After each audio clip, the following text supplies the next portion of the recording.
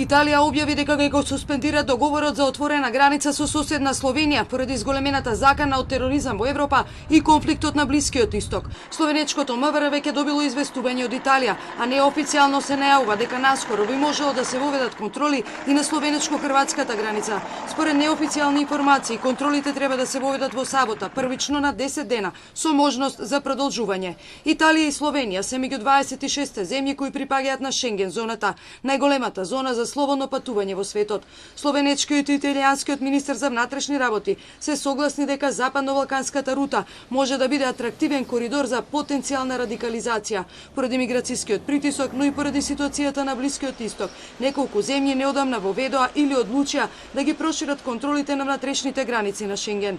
Австрија, која воведе контрола на границата со Словенија и Унгарија во 2015-та, во екот на бегалската криза, во понеделникот ја извести Европската комисија за новото продолжување на таа контрола од 12 ноември годинава до 11 мај следната година.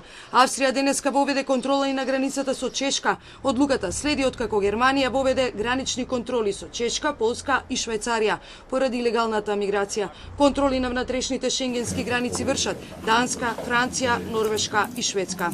Повторни привремени контроли на внатрешните граници на Шенген зоната можат да воведат земјите само во случај на сериозна закана за јавниот ред или внатрешната безбедност. За тоа мора да ја информираат Европската комисија, при што земјите мора да го почитуваат принципот на пропорционалност.